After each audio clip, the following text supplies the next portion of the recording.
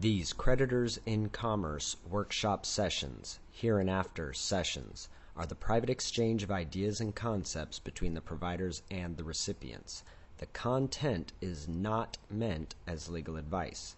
The use or attempted use of any idea or procedure discussed in these sessions, as applied to the recipient's own personal transactions, cases, or controversies, or applied to other cases, may or may not result in a favorable outcome or the same outcome as discussed in these sessions. Each transition or transaction, case, or controversy may be different as a result of unique actions or unique statements made by the parties therein, and each different act or statement in any transaction affects or may affect whether any procedure or idea discussed in these sessions is relevant to the recipient's transactions or that the outcome thereof will be depicted as in these sessions. The discussion of ideas or procedures in these sessions is not exhaustive of the subjects being discussed. Many ideas and concepts that can affect the outcome of any legal or commercial procedure are not discussed in these sessions, and the fact that the recipients may not be aware of these issues may have an adverse effect on the outcome of the recipient's procedures. It is the responsibility of the recipients to understand their own transactions and to apply the appropriate and complete concepts necessary for a procedural and substantive remedy thereto. These sessions may be redistributed privately by any recipient to another recipient requesting them, condition upon the fact that this notice is provided therewith. If you have any questions, you may contact Creditors in Commerce by email at harmony@creditorsincommerce.com. We're going to start with a secured debt situation. And like I said, we're going to superimpose a template for building any and all processes and achieving remedy. And we're going to fit this into that template and then go over specifically the examples. So a good thing or a good practice for figuring out what it is you want to do in order to achieve your remedy is to first, because what we're doing in creating our remedy is we are simulating how the remedy would be achieved in the public. Now, I specifically chose the word simulate because a simulation is taking on in form or appearance, as well as imitating. So even though we're going to be doing it from the private, how things play out in the public will look in form as they would in any public remedy or contract. So in the matter of a, let's say, mortgage, first you want to, before you build your process, look at what would this process look like, what would the form be in the public if I were to seek my remedy publicly. So first, let's take a mortgage. How would the remedy or the resolution of that account look in the public? Well, first let's identify and make distinctions of all the elements. Okay, all the pieces that we're going to be dealing with. You have to get your payoff. Okay, well, hold on. Before we even move into, what are the things we're dealing with? Okay, there's a deed of trust. What else? Promissory note.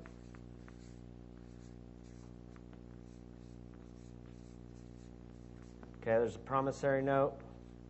What else? A what?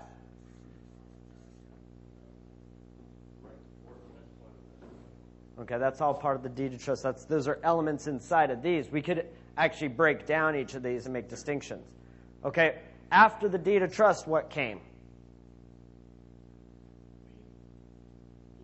Deed of trust is a lien. Okay, how about this? What came before the deed of trust? Well, before that. Okay, there was an application. And then what came between the application, promissory note, and deed of trust? What about the grant deed? Right? Some form of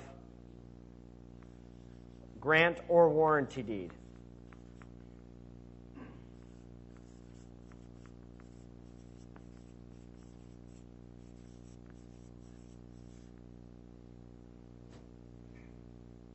Okay, so then we had the deed of trust.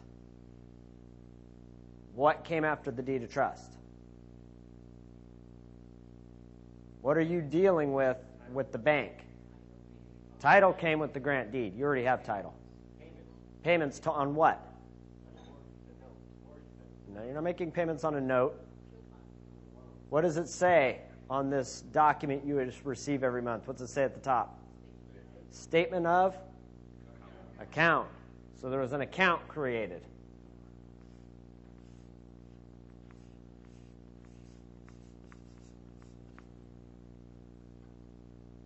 Alrighty, any other elements that we need to be concerned with?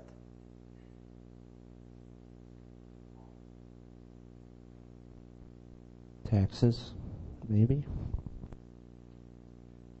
That is its own account. You have a separate account for property taxes. Okay? All right, so we've got these elements that are in place. Now, if we were seeking publicly to bring this to a close, we're looking to close the account and remove the lien, right? So perfect the title. What would it look like in form in public?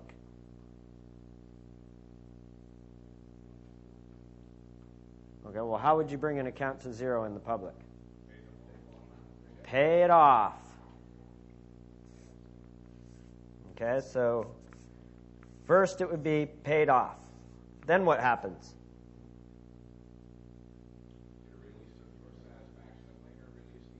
Release a lien, satisfaction a lien. What is in California, by form, we have what's called reconveyance of deed. Okay, so you're really looking for a release of the deed of trust or mortgage agreement, depending on what kind of a state you're in, right? It'll be a deed of trust or a mortgage agreement, which is a lien. So we're looking for a release of the lien, which could take on the form of reconveyance of title. It could be a document called release of lien.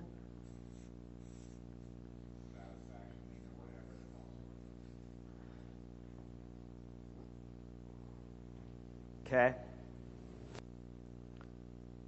Anything else on the public side in form?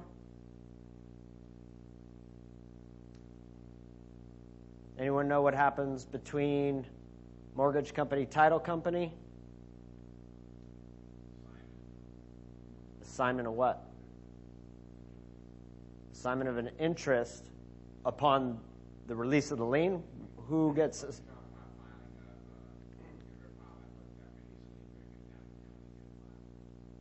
Okay.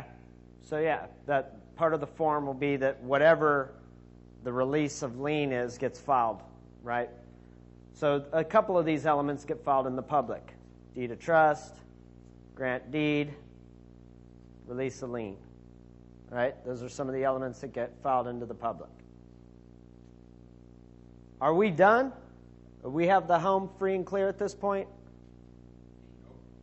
What else is there? They said public side. There ain't no such thing as a loyal title in the public.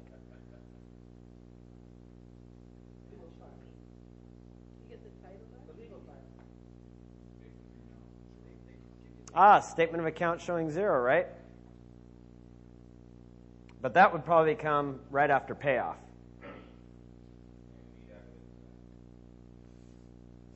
So statement of account.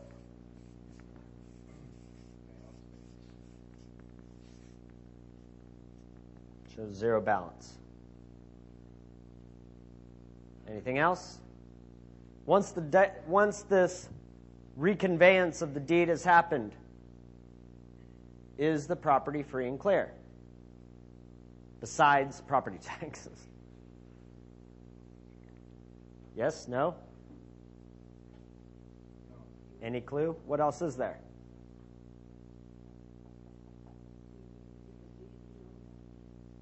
You need to get what deed in your own hands?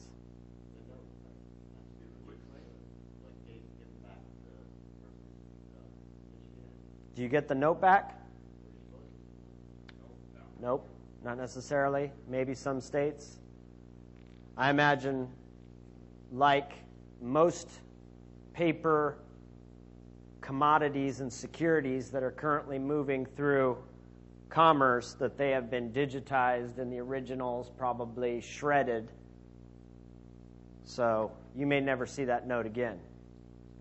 Can't you win on that basis alone? We're not talking about arguing the facts here.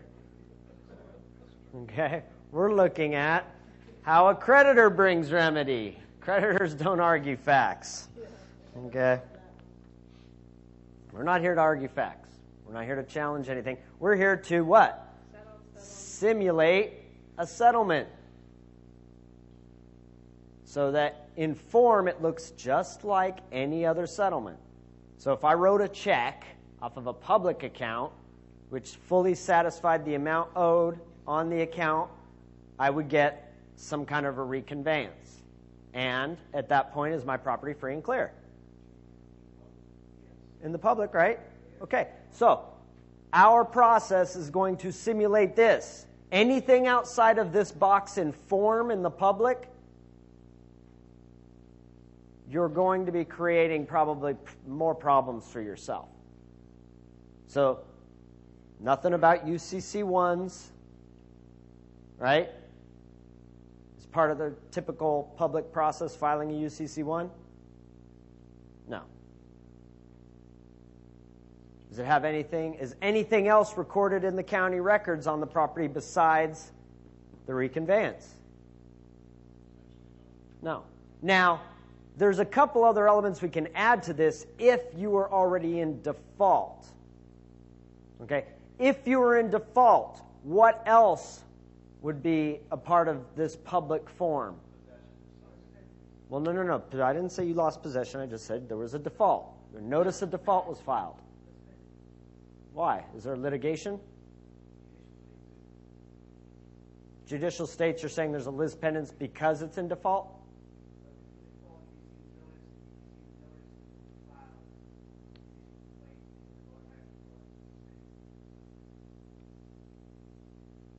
For whose benefit? Who's the secured party on that lien? Okay, so in a mortgage state, a lis pendens lien is filed with the court. Okay? Lis pendens meaning pending suit. Pending litigation. That the title is now in question and nothing is to happen on this title until the litigation has been resolved. Okay? Now, again, we want to simulate what happens in the public. So let's say notice of default went out, but now I wrote a check for the full amount owed. What would be added to this process?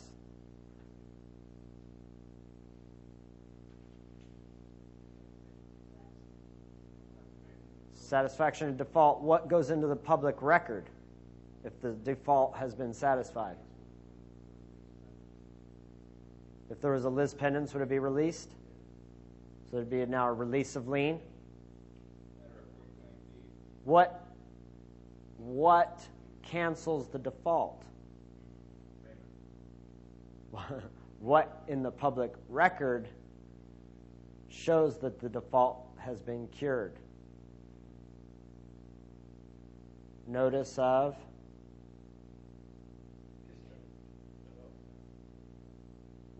rescission. The default has been rescinded. Okay, so before the release of lien, there would be a notice of rescission.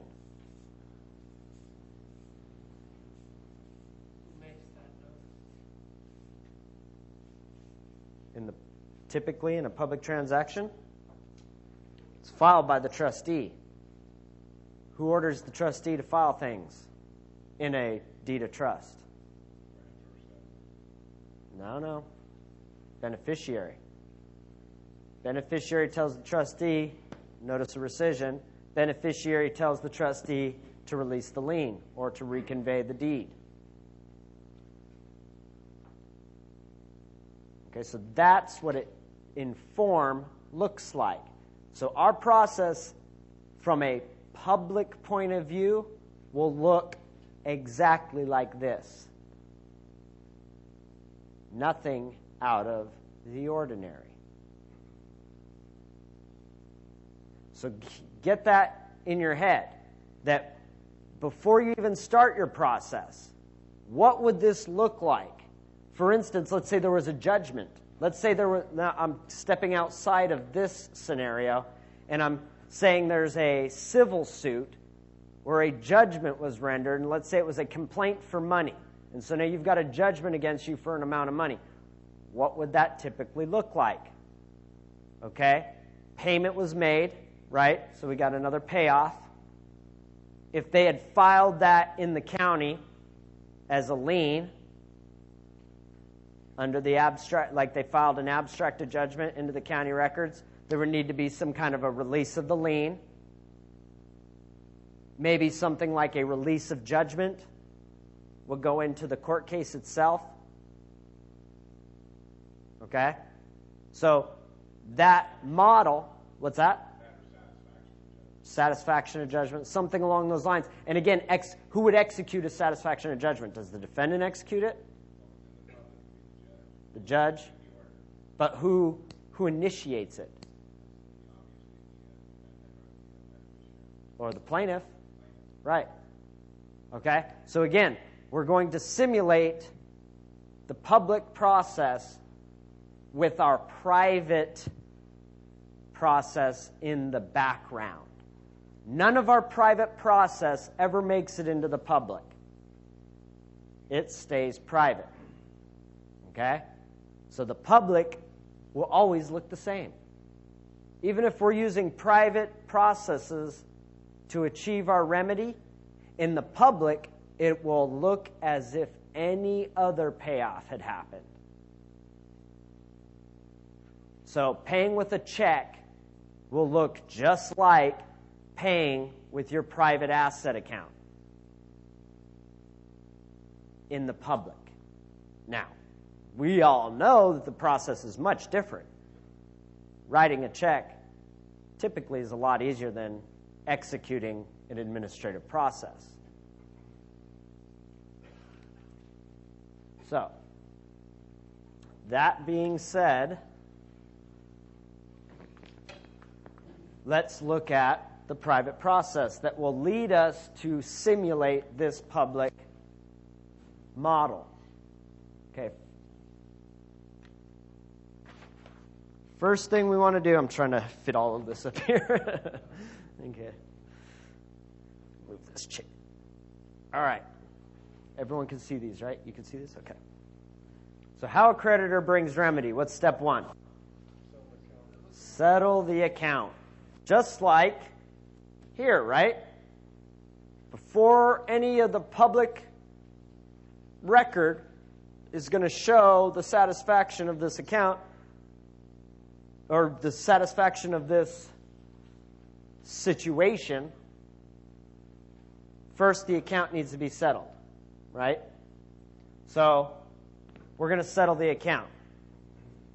Now, we're not going to write a check. Well, you could write a check.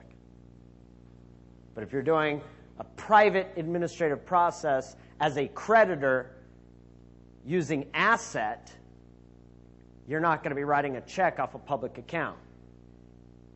But you need to have the knowledge, the fortitude, and the competency to execute a private process and use your asset account to set it off. So here you'll see a list of the documents for step one. Can everybody read that? I was trying to figure out a way to make the words bigger, but I couldn't figure it out. So we've got if you can't see, document number 1 there is a notice to set off. All right, so we have a notice to set off. Actually, so I see I actually separated the documents. There would also, there would also be a negotiable instrument that goes into step 1 here. Where are my instruments? This process, instruments, okay. So one of these, and for these purposes, I'm going to choose money order. Okay, so this bottom half, just so you know, this money order that's going to be in your samples,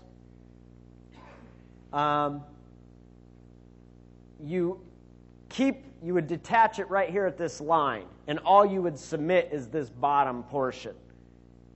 And you would not only sign it down here under authorized representative, but you would endorse it on the back, just like an endorsement of a check, okay? This memo account here would be your Social Security number, okay? Alrighty, so Have you used this for mortgages it's worked? I've never used this on mortgages. I use the bonded promissory note, but I don't have that. I don't have the sample bonded promissory note in that folder yet. So I typically. Have had luck with paying off mortgage or somebody has. Hold on. We'll get there. I'm going to show you how you are not dependent on anybody doing anything in this entire process. Okay? So you're not waiting for someone to do something for you. If you've tendered the instrument, boom, sufficient. Payment's been made. And you're going to get everyone's agreement that it satisfied the debt. That's all you need. Okay? Now, you could choose your instrument. You could use the bottom half of your payment coupon on your actual mortgage statement if you chose, and do an accepted for value on it. I did all that. I haven't. And you're waiting for somebody to do something, aren't done you? anything back. You're not waiting for someone to do anything back. That's not how a creditor operates. Okay? All righty. I thought I see 0 on my account. So now you're waiting for someone else to issue the statement of account. Okay. Let me get through step 1. Okay. So on step 1, we had the documents, and I added an instrument there. Okay. Like I said, it could be a bonded promissory note. It could be the mortgage statement itself with your acceptance statement on the front and back, and make the payment coupon into a money order. Okay? You could make your own money order like the one we're using right here, or you could use a bonded promissory note. You can use a certified payment bond, whatever you choose. What is a bonded promissory note? Bonded promissory note necessitates that you already have something on deposit with Treasury, the way that we've structured ours, because it's basically putting up that account or those bonds as the bonds to set off the debt, and the note is the instrument to make that happen. Okay? So if you don't have those in place, don't worry about it. Use something else. Okay? Those of you who have indemnity bonds and set off bonds on deposit with Treasury, then you could use the bonded promissory note. What's that? Well, no, this is my own. These are my own folders. Yeah, no, it's not going to be in here. But I do need to change that to view. Okay. All right, so back to step 1. Okay, so we have, right here in step 1, we have a notice to set off. Now, this particular, I think yesterday we mentioned how we're going to tender our set-offs through the IRS, correct? All right, so that's how this particular process is structured. So we're going to issue a notice to set off. We're going to issue our instrument. Now, if you have a statement, like let's say you got a payoff statement, that would also be included in here. All that's in this list are original documents that we're issuing. However, there should be some evidence of the debt also sent in this process. And that evidence of the debt should have a banker's acceptance front and back. If it's a 4-page evidence of debt, let's say you get a 4-page statement, each page, back and front of each page, would have your acceptance statement on it. Accepted for value, return for value, or accepted for value, exempt from levy, deposit to United States Treasury and charge the same to, blah, blah, blah. Whatever acceptance, banker's acceptance statement you use would be front and back of each side of each page of the statement, of the evidence of debt. Back to? Front and back. Okay? So we have the notice to set off. We have, of course, have our instrument, which is the money order. We have our evidence of debt. We have a 1040-V, and I also have a document here which shows what special endorsement goes on the back of that 1040-V. And a process that me and my friend Doug have created, we've incorporated this into our process, but what I would suggest is that unless you have a Treasury Direct account like we do, that you eliminate these points from your process. See, what we do is in our notice to set off, we basically instruct the IRS that if there are any overages or any amount of money to be returned, that it's to go directly to the Treasury Direct account. Okay. Yo, did you get a check back on A for V? On the mortgage thing, Yeah. So, well, this is on our, for what we're doing, it's for, we've actually had people who've done A for Vs through IRS and gotten checks back. And so we're instructing the IRS that we don't want a check because we're creditors, we don't create debt. And what would happen if I took that check, endorsed it, and deposited it into a bank account? I've converted my private asset into public debt. Yeah, I did that. They reversed it. They did reverse it. Okay, see, you don't want it to go, we're not even authorized to create public debt out of our private asset. And we don't want to as creditors. That's what the banks do. They are authorized by Congress to convert your private asset into public debt. That's what happens on your promissory note. Your private assets are converted into public debt. So what we're doing is we're instructing them as a part of our notice of set off to don't send us a check. Send that to our Treasury Direct account. Why would I have it sent to a Treasury Direct account? And what's significant about Treasury? What do you do with the Treasury Direct account? You buy government securities. What does that make you if you buy government securities? A creditor. You're actually turning your straw man into a creditor of the United States. Because what you would do after that money ends up in that account is buy bonds and notes of the United States. When you buy bonds and notes of the United States, you're the creditor. So that's why that IRS Form 8888 is there. That's where we put our account information for our Treasury Direct account. So like I said, you don't need to use this part of the process. Because of where we're at in our processes, we have this in the process. But most people don't have a Treasury Direct account, and I wouldn't suggest you do this unless you have one. Okay, and then we have our certificate of service. Now we're going to look at these actual documents for step one. Oh, shit. Hey, Garrett, can you unplug my antenna, the little receiver for this thing, and plug it back in? Stop working. It's on the back. It's on the back. Just unplug it and plug it back in. Did you unplug it? Do it again. No, I got it. Got it. Okay, so notice to set off. So,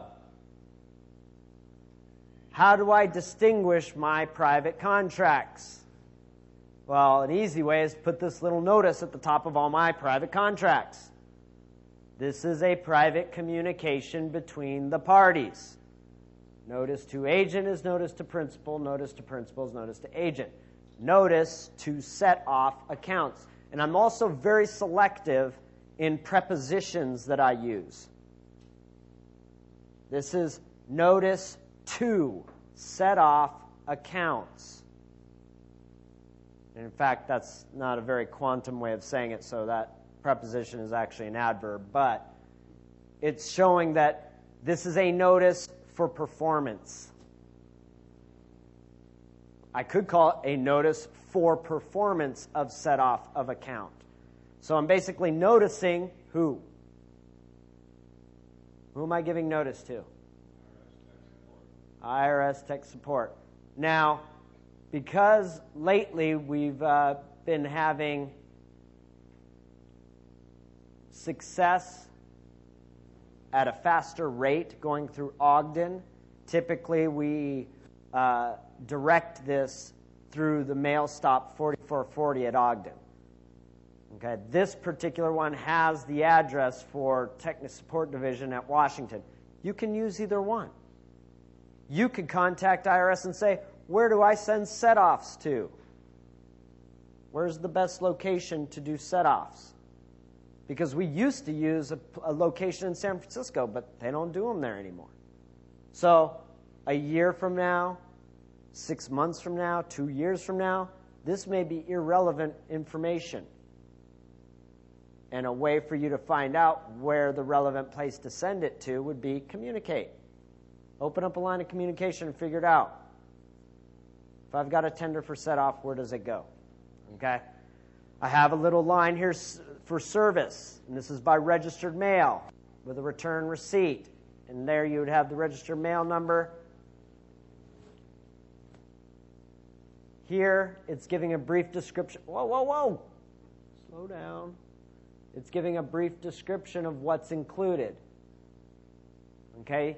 This particular document is designed around a franchise tax board debt. So rather than there being, number one, a original notice of state income tax due, this would be an original mortgage statement of account, or whatever the title of your monthly statement is. Issued by name of the bank who issued it, and dated whatever the date of the statement of account is. Duly endorsed as follows. What's duly mean? In accordance with, proper. And then it has there the acceptance statement that is endorsed on the front and back of the mortgage statement. Accepted for value, returned for value, exempt from levy, prepaid common stock, discharge all presentments and related fees, adjust the balance to zero, private prepaid treasury account number, blah, blah, blah. Charge the same to whoever at blah, blah, blah. Okay? Signature and date. And then number 2, original IRS 1040V payment voucher, duly endorsed as follows. So this is also the endorsement that appears on the back of the 1040V. Number 3, original IRS Form 8888, direct deposit of refund to more than one account. And that's where we put our account information, God darn it, for our Treasury Direct. Okay, so these instruments are being tendered by so-and-so, hereinafter principal, for the set-off of, let's say, ABC Bank account number, whatever, and are to be used to effect debit and credit accounting transactions for the settlement and closure of said account. If any of the enclosed instruments contain any defects or are incorrect, incomplete, or inaccurate, please return the same to the principal via the notary public at the address shown above within 10 days from the date of receipt.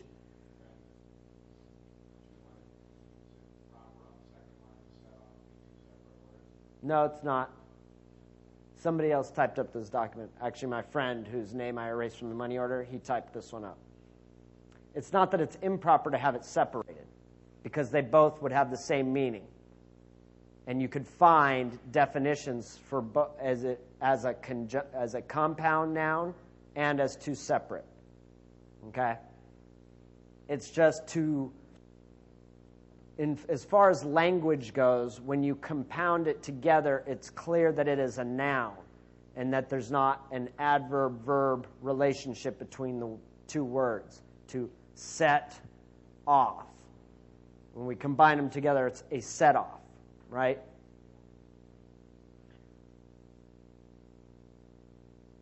Alrighty, so so-and-so, account number 1, 2, 3, 4, 5, 6, 7, 8, 9, has an open Treasury Direct account, blah, blah, blah, established with the Bureau of Public Debt for the purpose of purchasing and setting off public debt with private equitable assets, as outlined in the Chicago Federal Reserve Bank's publication entitled whatever.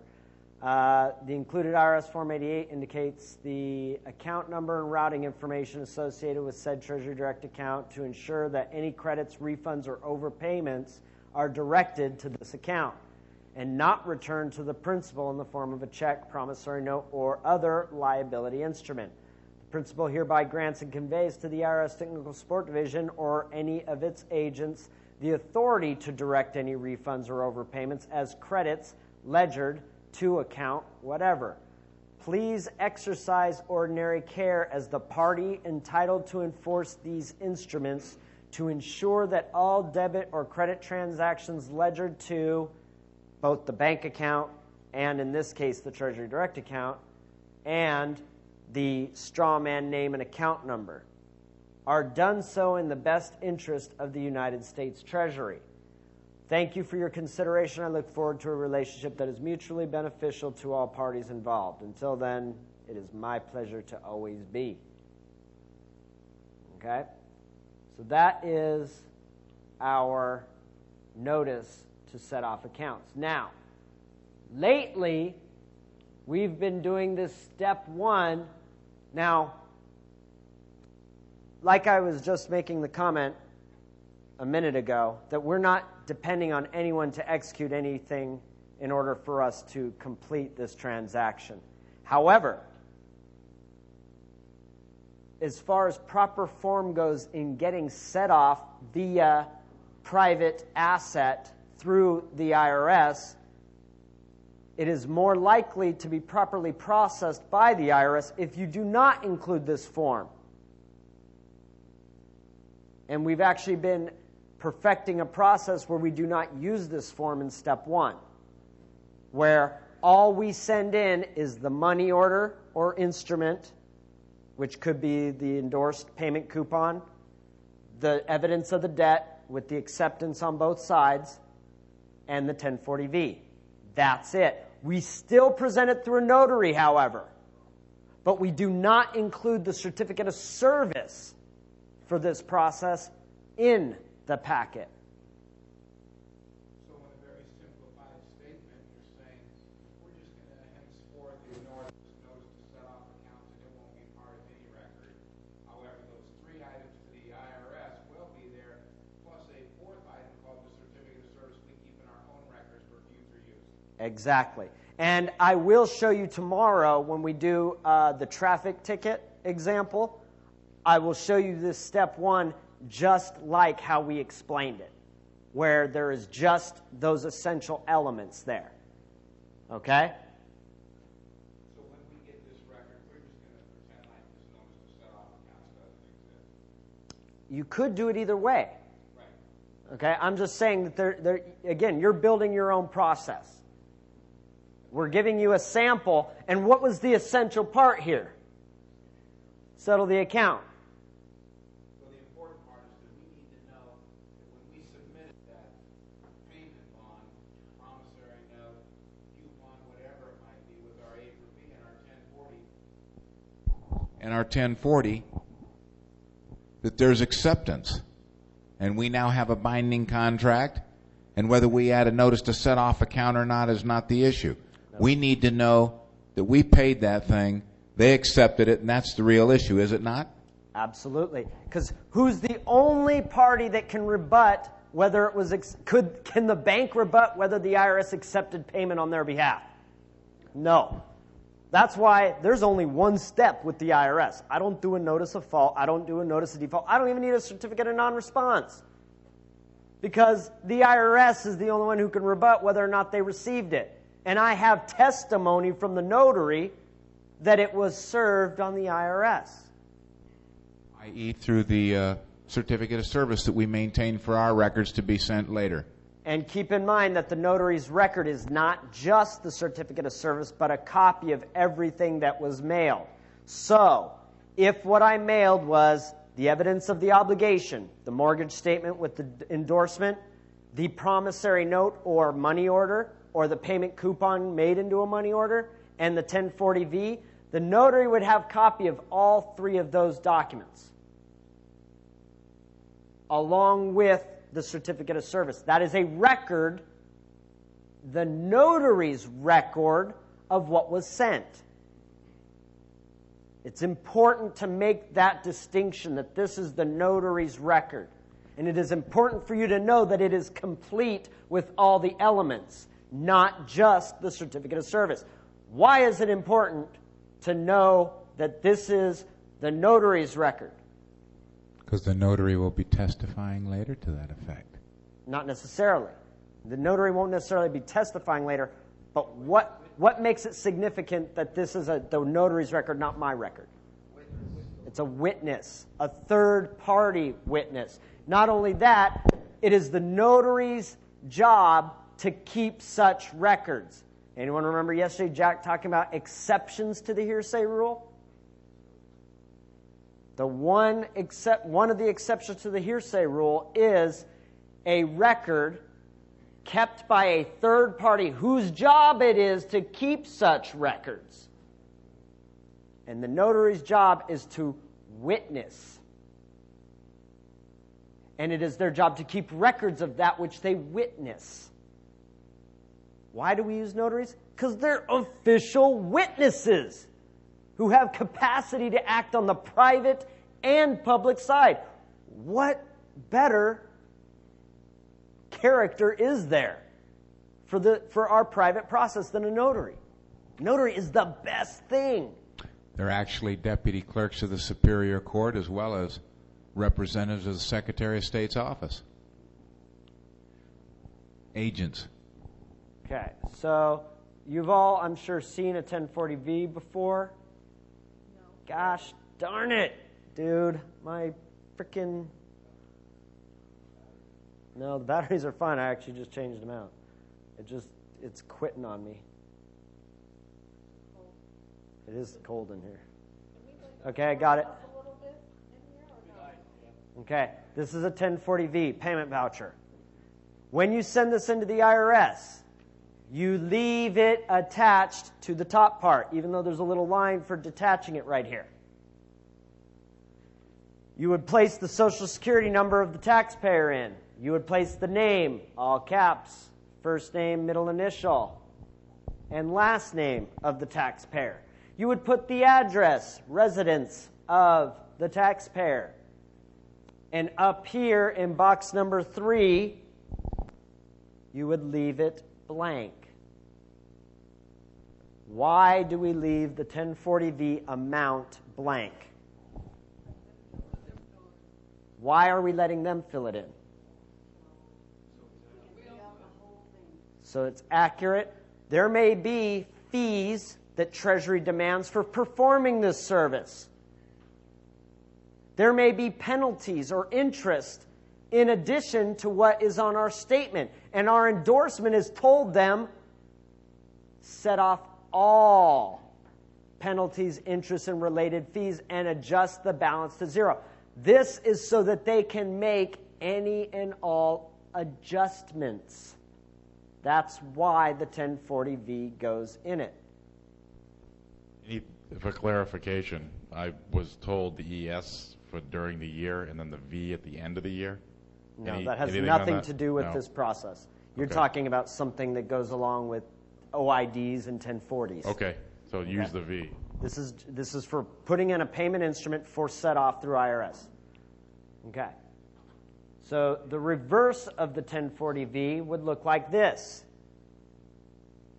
So remember, we just took that piece of paper and flipped it around. So this endorsement is where, in relation, the same place that you would endorse a check. Is it not? And this is the endorsement. Accepted for value, returned for value, exempt from levy, prepaid common stock, discharge all presentments and related fees. This is the adjustment. Adjust the balance to 0. Private prepaid treasury exemption number. Charge the same to taxpayer account. And for clarification, what color signature would you put on the line? Blue. And why? To indicate an original. Because it looks good, because it's pretty. That's Tim Turner's famous. Why do we put it in blue? Because it's pretty. Brandon, on that endorsement, do you have to have a stamp like that printed on there, or can you handwrite it? You could write it. I've can. handwritten this endorsement before. It's not better or worse. I've had it work both ways. It just, my hand starts to cramp when I write a lot, because you got to write it in such a small little space, because you want this endorsement to fit underneath. Even though you're not detaching the top, you want this endorsement to fit as if it were detached. Okay? But if you wrote it in your own hand, you'd still have to make it all caps and print it, or could you use... You want it to be legible. Right. You want it to be clear what it is you're instructing them to do. So yeah, I could write "paid to the order of" on an endorsement, and I could write it in hieroglyphics, but is that going to do me any good? Or cuneiform, or Chinese. Maybe if I was depositing in a Chinese bank, it would work. But at Bank of America, they go, "What the hell does that say?" So that special endorsement kind of loses its effect if it's illegible. Last thing, do you send all this certified or Yeah, you could send this certified. Or how about registered? It doesn't matter. The funny thing is, I've run into more problems when we send these in registered. I don't know, and I'm sure I can rationalize that as well as looking at it from the point of view of, well, this is being done on behalf of the taxpayer, public side, right? So that's why it could be seen to be sent in certified. Now, if I were using the bonded promissory note as the instrument for set-off, I would most likely send it registered. Anything besides the money order or the payment coupon made into a money order, I would probably send it registered. So for instance, if I'm sending a certified payment bond, if I'm sending a bonded promissory note, I would send it registered. Absolutely, I would. That's me personally. But whenever I'm doing that type of an instrument that's attached to multi-million-dollar bonds that I have on deposit with Treasury, I want there to be some protection with this. An extra level, above and beyond what certified offers, and that's what registered is. Okay. So now, we'll take a quick look at the certificate of service. Certificate of service now. That's the address that we're sending them to now, which is different than the page one. Remember, do not just go through this document and replace names, because you could see from step one that we're all over the map. I've given you the essential elements of it, but if you don't read this completely and everything match up, you're going to have one screwy process. You're going to be addressing it to one party, testifying that you mailed it to another party. Okay, so just be careful on how when you go through these documents, that you make this your own. Because I literally just threw things together. Okay, so basically this is the notary testifying that what they did was mail all of these documents listed to the party noted at the top. And you notice it has the notice of set-off accounts issued by the name of the person issuing it, the date of that document, the number of pages in parentheses. That would be, number 2 would be your mortgage statement, and issued by the bank, and the date of the mortgage statement. And then I even put on there with banker's acceptance endorsement on front page and reverse page of leaf. You know what that means? Front page and reverse page of leaf. What is a leaf and what is a page? A leaf is a sheet of paper, and a page is one side of a leaf. This is a leaf. This is a page, and this is a page. So this is 2 pages. 1 leaf. So I made the distinction. And that's why in parentheses it says 2 pages. In most people's mind, this would be 1 page. But that's why I made the distinction of front page and reverse page of leaf. And then in the parentheses, 2 pages. So that when we get down here and we have the total number of pages, it counts that mortgage statement as 2 pages. How many have ever gotten something from a court that is and then Yes. Nobody ever seen that? You've seen that, Yes, huh, Gordon? many times. Yeah. Because that's 2 pages. You'll also get some from the court where it says intentionally left blank. Yeah, on the back side. I've even done that. I've done processes where I only print on the front side of the sheet, and every back side of the sheet had in brackets intentionally left blank. So even though there may only be 10 pages with printing, it is a 20-page document because there are 10 leaves and 10 pages intentionally left blank. Or I could see it as 1 continuous page with this whole part of the page left blank. So that's why that distinction was made in number 2, so that when the total, they're not just counting pieces of paper. Number 3 is the 1040V, payment voucher with banker's acceptance endorsement on reverse page of leaf, right? Dated. Now, where does the date on a 1040V appear? Does it appear on the front? It appears on the back where your endorsement went, because there is no place for a date on the front of a 1040V. And issued by or issued for account, and you have the taxpayer account information there. It is listed as 2 pages. Why is it significant for me to make the distinction that the 1040V is 2 pages? There's actually writing on both pages. Right. If I say it's 1 page, the endorsement isn't there.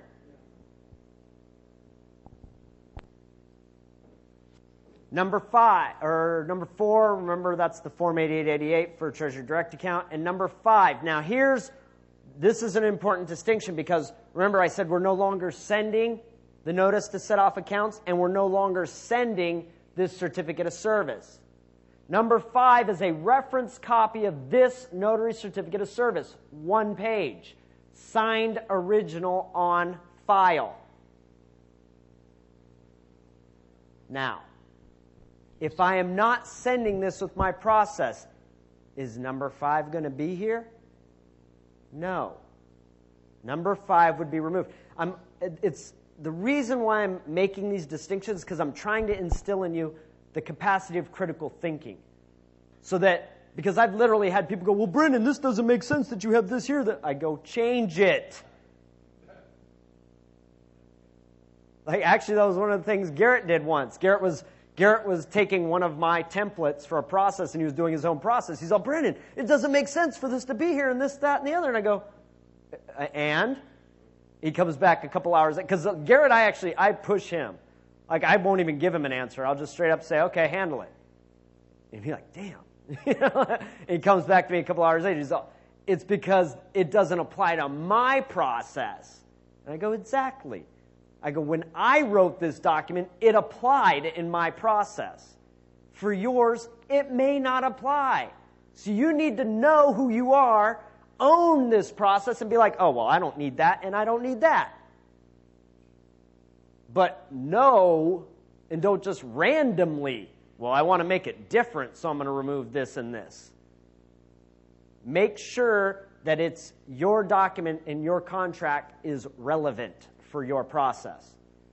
So if I'm not including this document, it stands to reason that number 5 would not be on the list. But they are still testifying that everything else was sent via registered mail at this registered mail number with the return receipt to the address above. Okay? So there we have the certificate of service. And you notice there is a, what's that?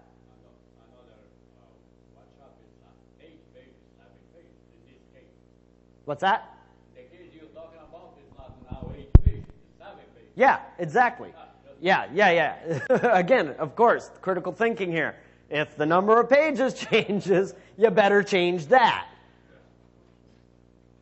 I've actually even made that mistake before, where I'm like rushing to get my process out, and because literally I'll change my process 5 seconds before I'm sealing the envelope, and then I forgot to change that part.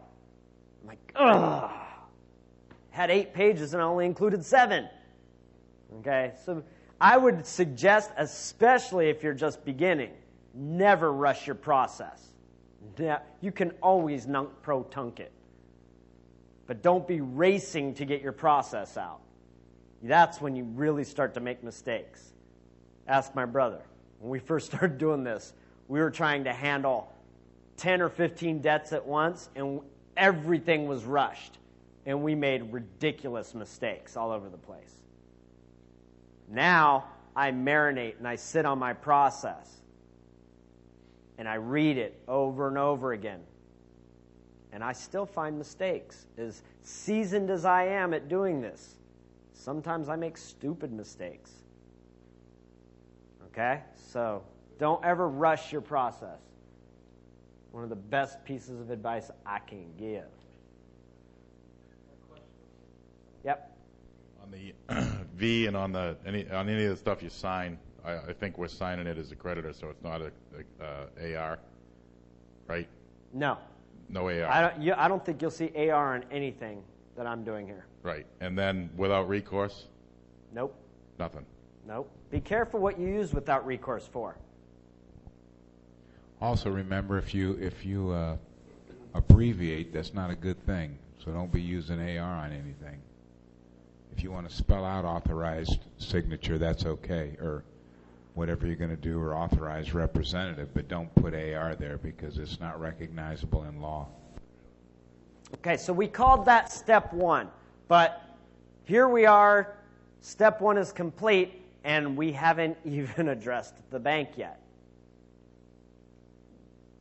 So step 2 is actually our step 1 with the bank. Okay? Now, I'm going to call it step 2 because you guys know that step 1, we were dealing directly with the IRS. Now, we were addressing the IRS in regards to an account with the bank, but step 1 had nothing to do with the bank itself as far as a party to the transaction. Now, the bank is a party to a transaction with the IRS, but we are arm's length from that transaction. Okay? So, step 2, 2 simple little documents.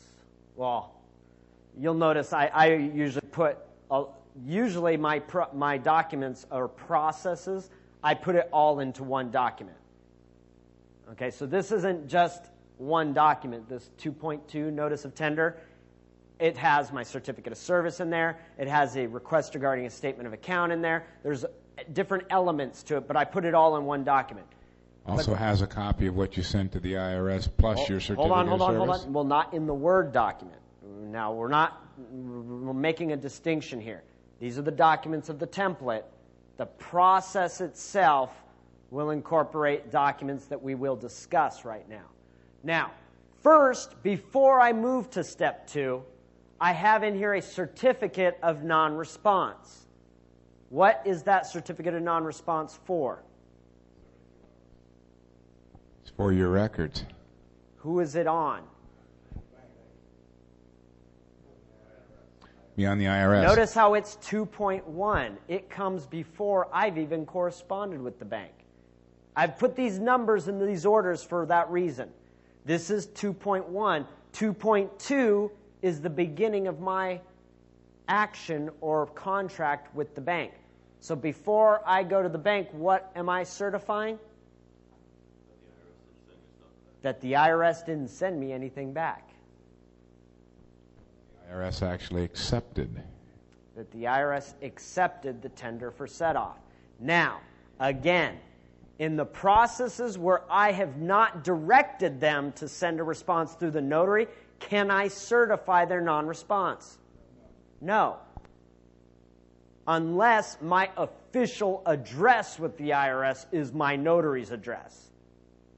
You do understand that? Okay, so the notary cannot certify a non-response unless I sent that notice to set off accounts, which instructs them to send it through the notary. Understand? Okay. You give them 30 days, the IRS? No, 10 days. Just 10 days. Alrighty, so here we go. And actually, I will show you this just to... Oh, I forgot I already had it open, didn't I? Yeah, okay. So I just shrunk it. Okay. Now, it's important to make the distinction that all of these certificates are not the same. That they must be relevant for your process. So you'll notice on this certificate, there's no mention of a notice being sent out. Because I am not giving them notice of a fault or of a default or of anything else. This is merely the notary certifying that on this date, this was presented to these respondents, signed by this person, requesting acceptance, notice of defect, or notice of dishonor. Because a notice of dishonor would be the proper response from the IRS if they could not honor what it was I sent them.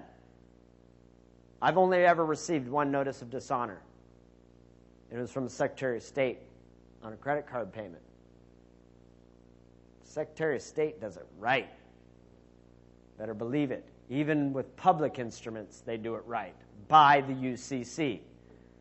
Because they're always working in international commerce. Okay. Now we will move on to document 2.2, notice of tender for set-off. So remember I told you prepositions are important. This is a notice of the tender for set-off. The last one was notice to set-off accounts. So what I'm doing is I'm noticing the bank now that a tender was submitted for set-off. You said notice of the tender, yet the is not in the cap. Is that what did you intend to put the in there? No, I said notice of tender for set-off. If you were to properly quantify that, it would be for the notice of the tender for the set-off. Okay? Or for the notice of the tender with the set-off. Brandon. Going back to the certificate of service, I noticed there were 2 lines on each side of the page. What is the purpose of that, or is there any purpose for that? There's no purpose for that. Okay, just makes it look nice. Okay, because when you put things in a box, it's not in a box. It's not there. It's not a box. I didn't know if there was a significance. You will see boxes later, though. I do use boxes. All right, thank you. Okay, so we have labeled the notice with a date, with a registered mail number, same private statement at the top, because this is a private contract that we're initiating with the CFO. We label the creditor as the principal in this document. We label the CFO as the respondent. You see those labels? Right there? Principal, respondent. And actually in full, it's principal debtor. What's that? If you wanted, you could say in full principal debtor, but I mean, you're saying principal. Yeah, I'm saying principal, and really, it has no other significance than I could say lender. I could say Cookie Monster. It just means in this document, this party will be referred to as principal. It has no other significance other than that. So I could just say Cookie Monster, and the name, and then whenever I say Cookie Monster down here in the document, it means that up there. That's a definition. You see that? Yeah. Principal is being defined. Respondent is being defined. What he's also telling you in law, that's important because like you take the United States codes annotated, they'll define United States 31 different ways in that document. Exactly. So this is a definition. I have defined principal and I have defined respondents. This is regarding bank account number and one of the parties to that account, the debtor, right? Dear Mr. or Mrs. So-and-so, whereas on April 6, 2010, instruments of tender for set-off, hereinafter tender, all capital letters. What is that? No, I have defined tender as the instruments of tender for set-off issued on this date. Okay, so whereas on April 6, 2010, instruments of tender for set-off, hereinafter tender, for the set-off of mortgage account number, hereinafter account. I've just defined two terms. Account being the mortgage account. Tender being the tender for set-off that was sent to IRS. Were presented for set-off to, down here it has Tech Support Division, Washington, D.C. If you had sent it to Ogden, it would be Internal Revenue Service at Ogden.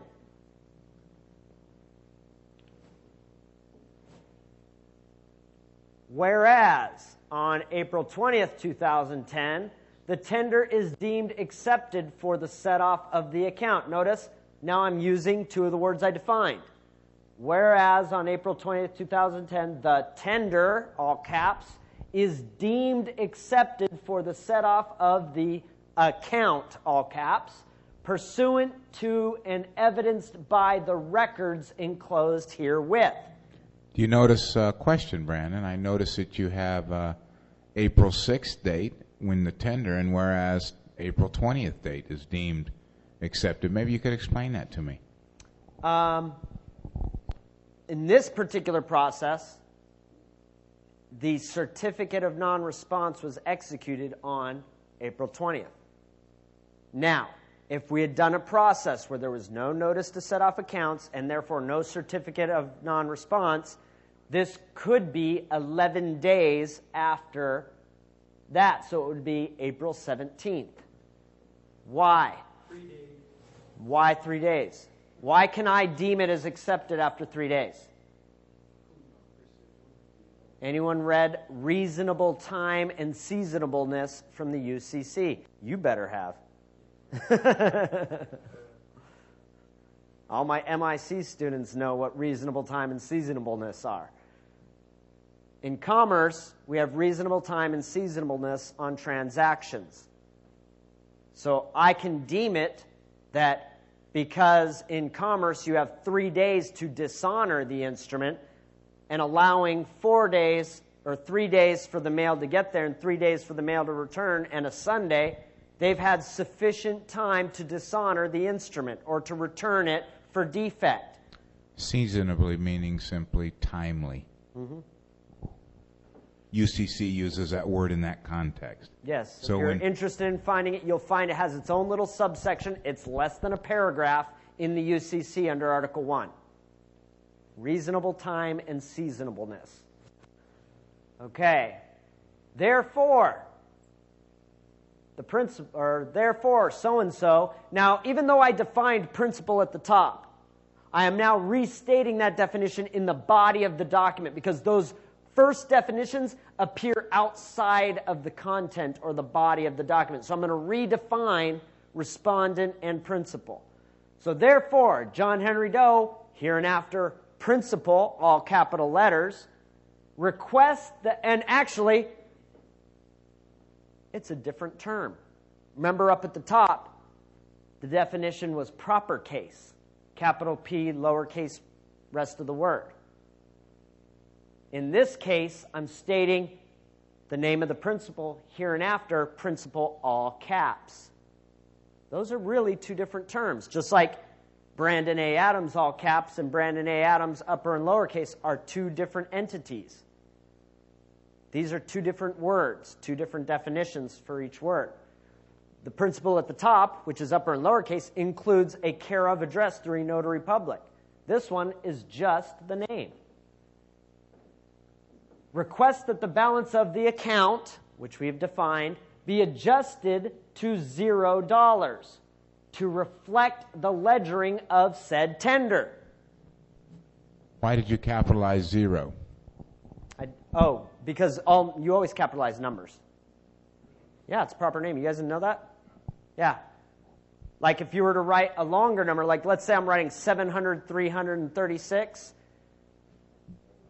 it would be capital T in the 3, it would be hyphen 100, but the H would be lowercase. Or wait, what did I say? 3,000 or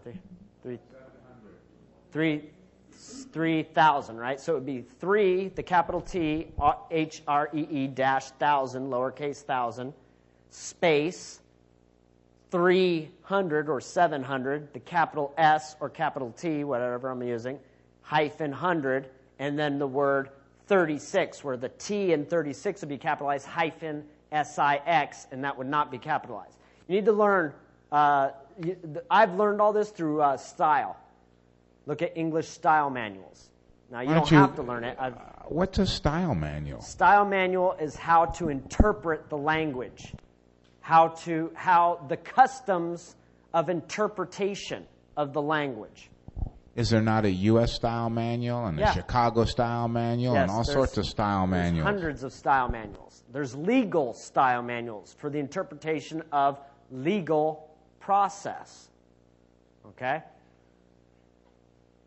So, basically, whereas on such and such a date, tender for set-off for the account was presented for set-off to this party, whereas on this date, the tender is deemed accepted to set off the account pursuant to the evidence of the records enclosed. Therefore, principal requests that the balance of the account be adjusted to 0 to reflect the ledgering of the tender.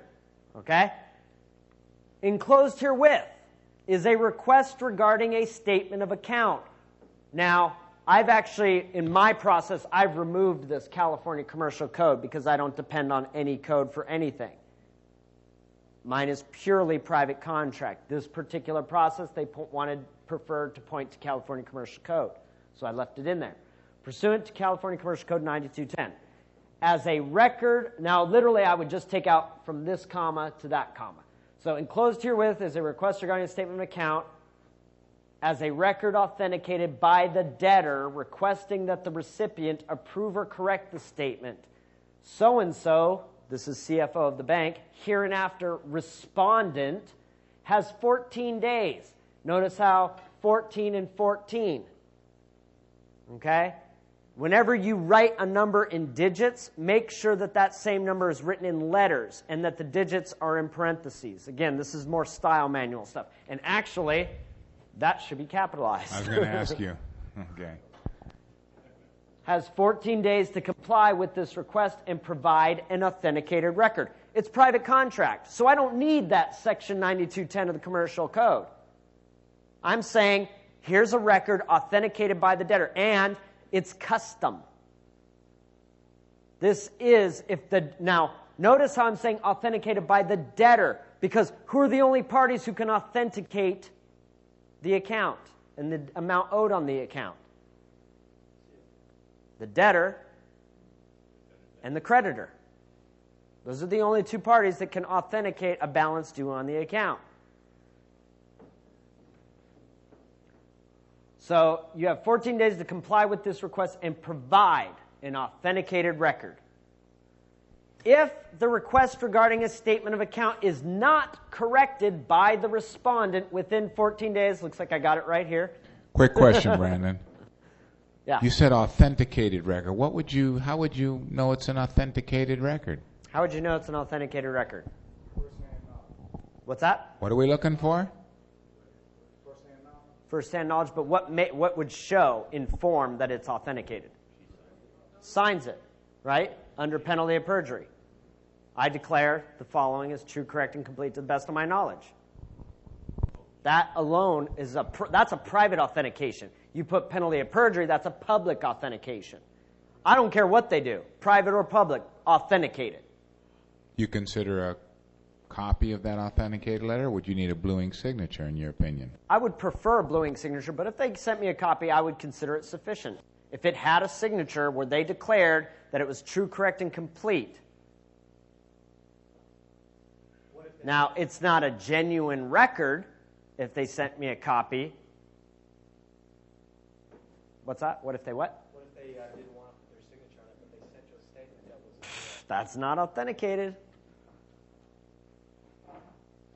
And I don't recognize necessarily the elements of authentication that the public does. So the public may recognize that a typed signature, basically the name typed in, is a authentication.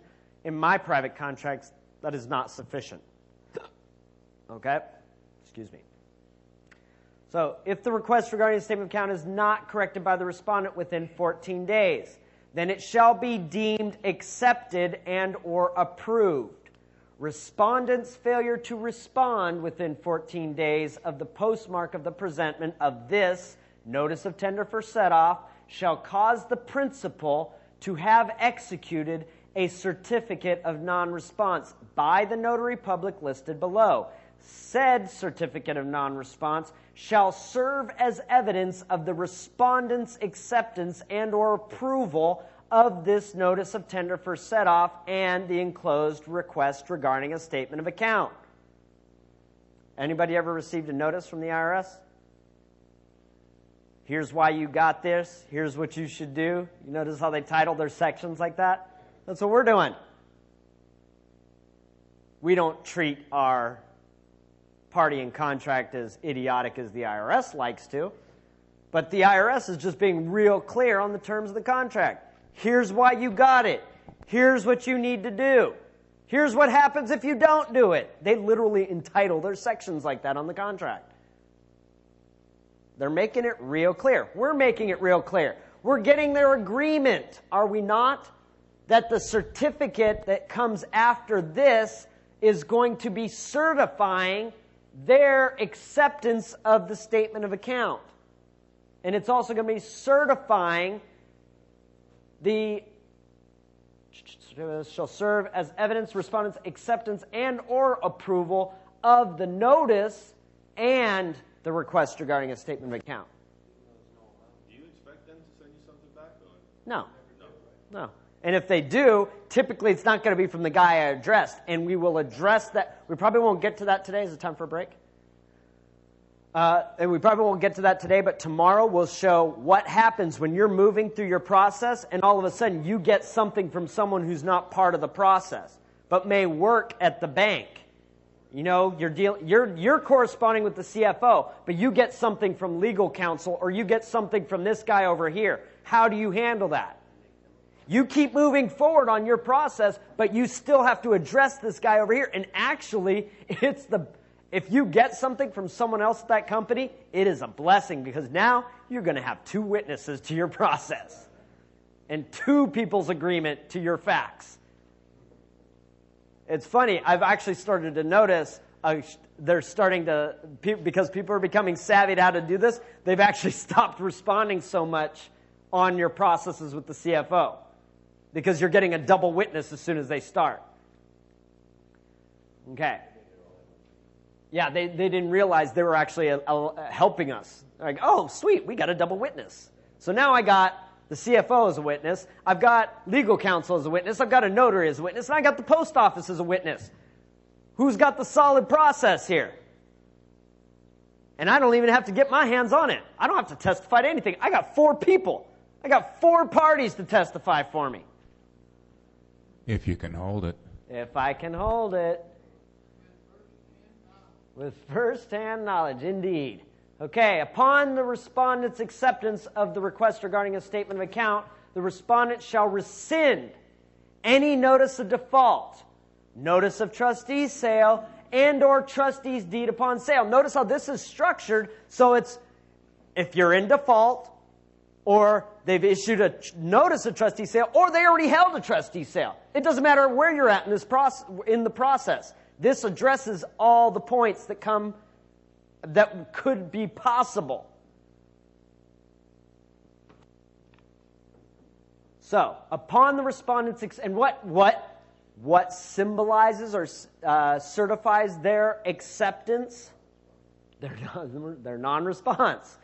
So, upon their acceptance, which was certified by their non-response, they're agreeing to rescind a notice of default, the notice of trustee sale, and or a trustee's deed upon sale by executing or causing to be executed a notice of rescission regarding the real property commonly known as 101 Main Street, Huntington Beach, California, County of Orange, assessor's parcel number, whatever, hereinafter, collateral, and file said notice of rescission in the office of the Orange County Recorder. Upon the respondent's acceptance of the request regarding a statement of account, the respondent shall also reconvey the collateral to the original trustor of the deed of trust recorded in the office of the Orange County Recorder on or about March 15, 2007 as instrument number blah, blah, blah, by executing or causing to be executed a deed of full reconveyance and file said deed of full reconveyance in the office of the Orange County Recorder. What am I doing? I'm telling them to follow the public. Remember we said, before we started our procedure, we want to know what it looks like in the public, right? And so step one, right away, we're telling them what we want it to look like in the public. And we're getting their private agreement to have it look this way, right? But we're creditors, right? We're creditors. If they don't perform, what are we going to do?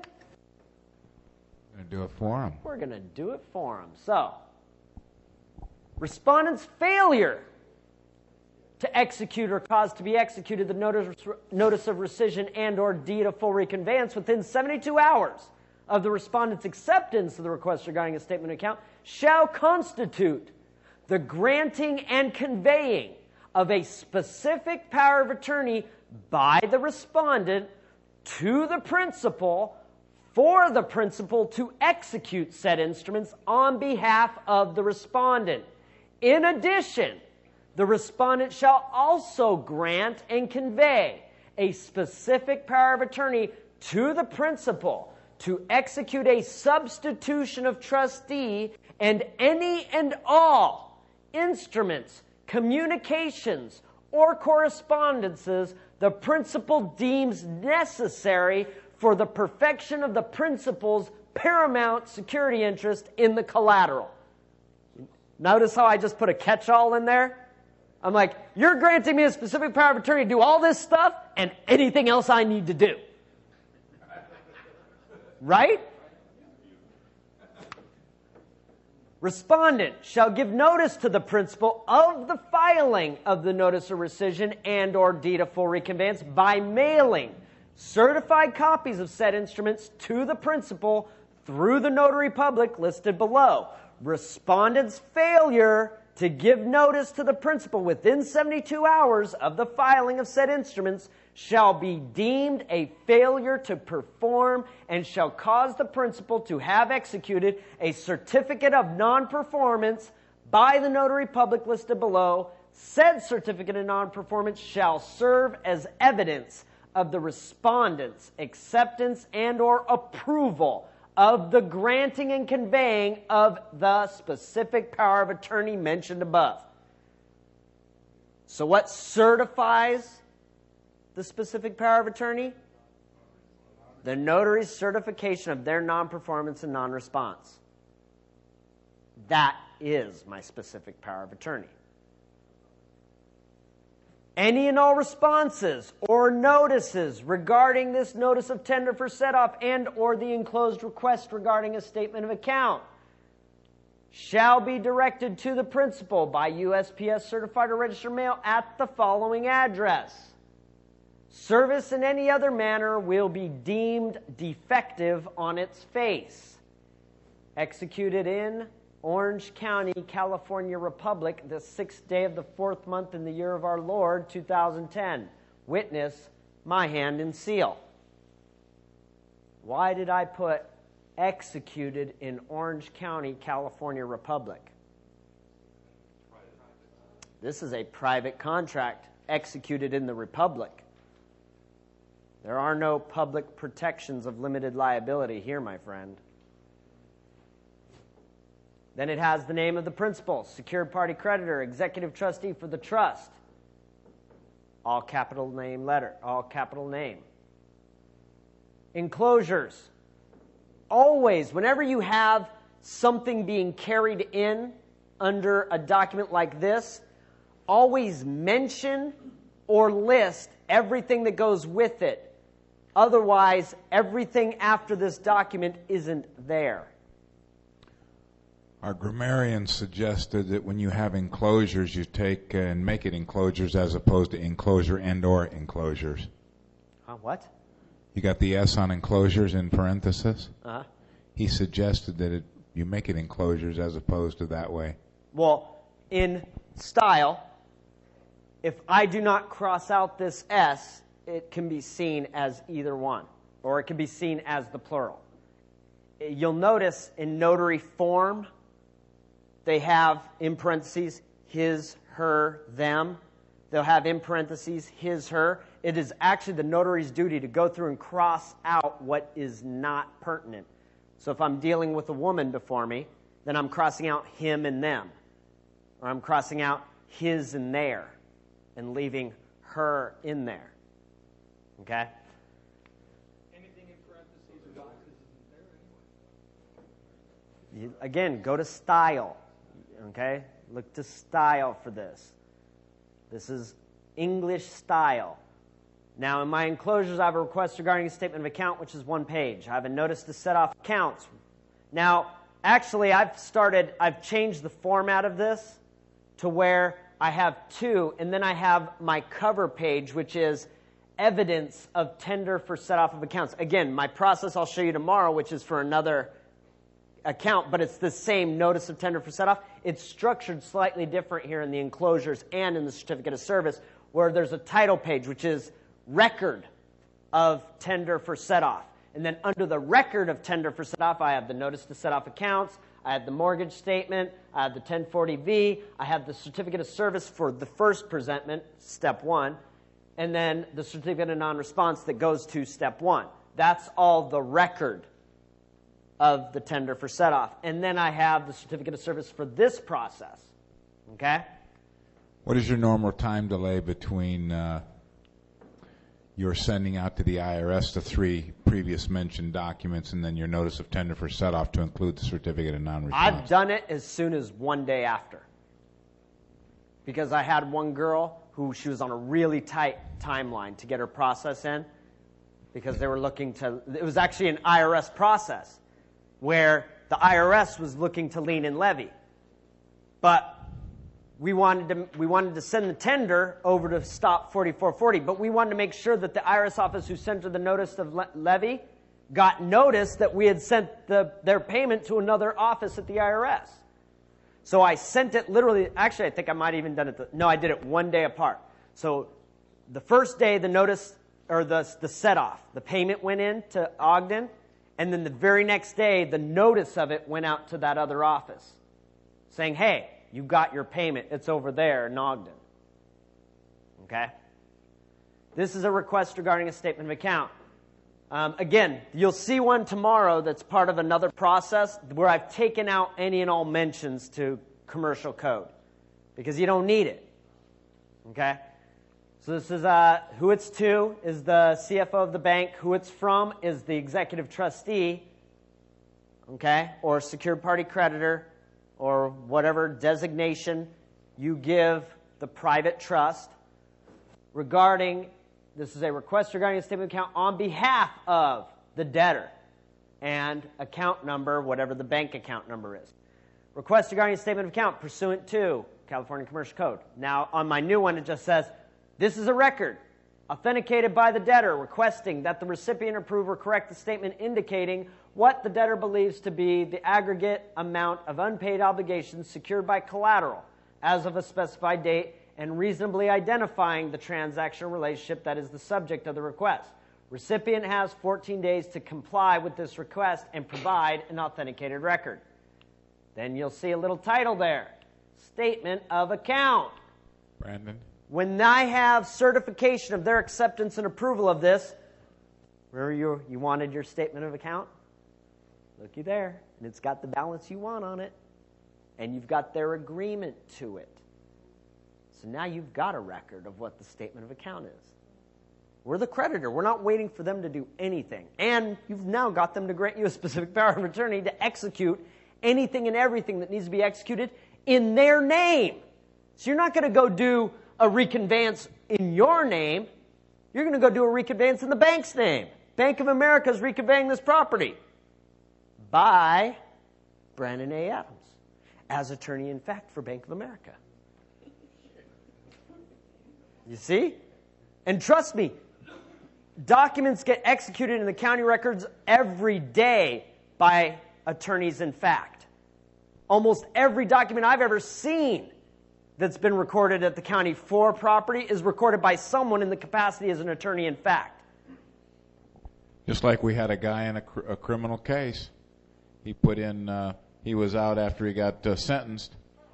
He put in an appeal, his attorney did, and his attorney signed it for his behalf. And when he asked Jack and I, well, I never signed any appeal, because we told him he had to revoke it because he signed. He said, I never signed it.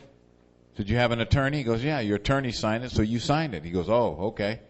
So what Brandon's telling you is when you have an attorney, he's authorized to sign. What you've given yourself there, what they've given you through tacit acquiescence, is their approval for you to be the attorney in fact for this power of attorney.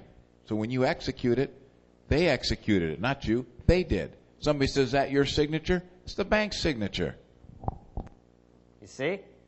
And remember, you've got evidence of them granting it to you. Well, you will. Not yet. Okay, we're not there yet. We're going to take a break, and we'll show you what now gives you the power to execute all the things you need to execute, and then I'll even show you examples of what you're going to execute and file into the public record. And when you're all set, when this is all said and done, you've got a clear account. You've got all on the title side of the public records, it's all in perfect form. Nothing looks out of the ordinary. It all looks just like a regular payoff. And with this complete record, you can go in and do a quiet title if they still got a problem.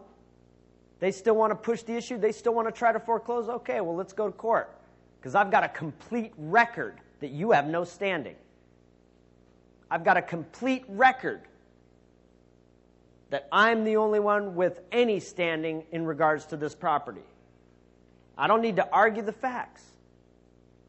The facts have all been witnessed by multiple parties. I don't have to assert anything. I've got 4 or 5 witnesses to the facts. Because after I've executed and recorded those county documents, I've now got the county as a witness. I've got the notary as a witness. I got the county as a witness. I got the post office as a witness. How many witnesses does that attorney have? None. He won't bring forward one. And when my evidence, my record by a third party is sitting in chambers in private commerce, and I will explain to you the significance of that.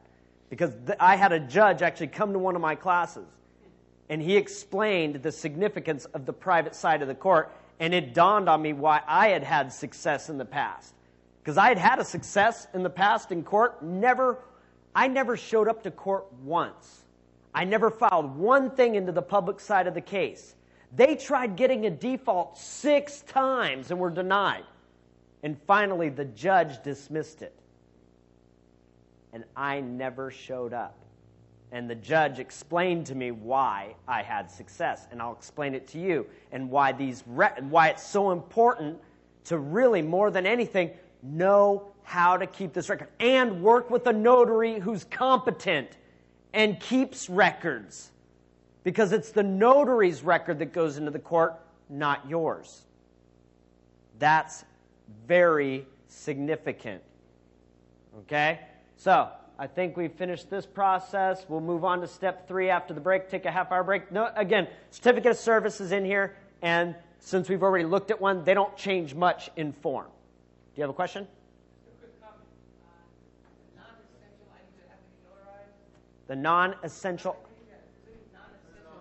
If there's any non-essential items that have to be notarized, we've been using the notaries that actually work in the court administration.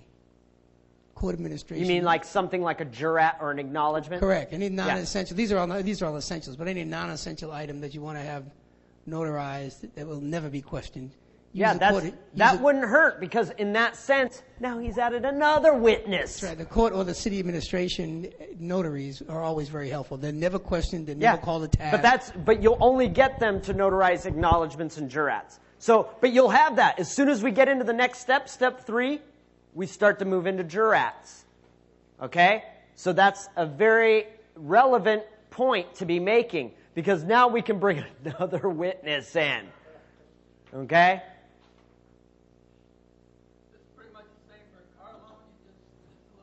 Yeah, except when you get to the end.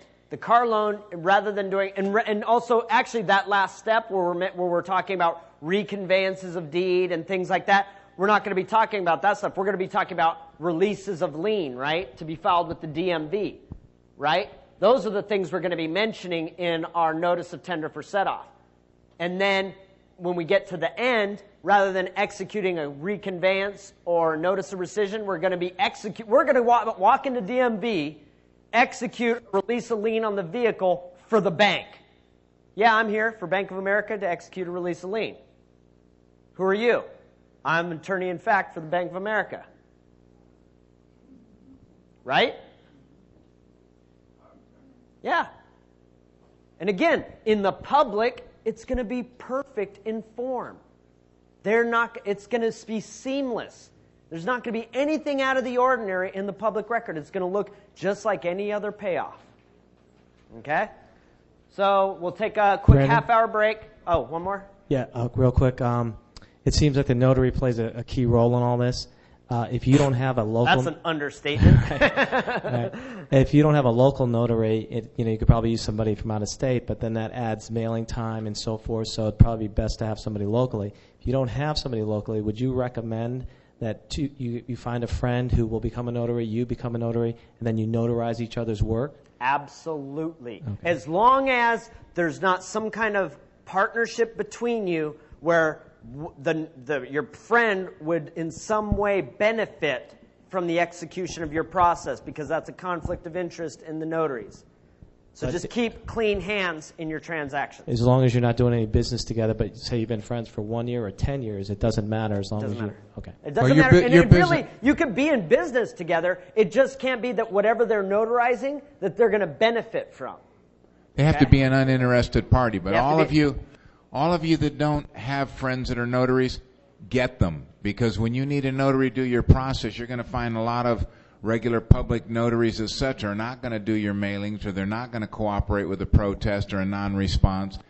So please, you all have friends, have them get some notaries. And we've got a lot of people that don't. So if you just live in the same area, you become a notary. It's not difficult. Matter of fact, I think felons can even become notaries. No. Oh, yeah, they could. Yes, they can. They could. Some of the states... You got to be a felon who knows who you are. Well, there's a couple, the Arizona says, have you been convicted of a felony that would preclude you from doing your job? Well, there's a different kind of a question. So check out your state rules, but get yourself some friends or associates, neighbors, somebody with a notary. Several of them, as a matter of fact, a couple of them. Even if you got to buy it for them, then they have it. Because when you need one, it's tough to get one.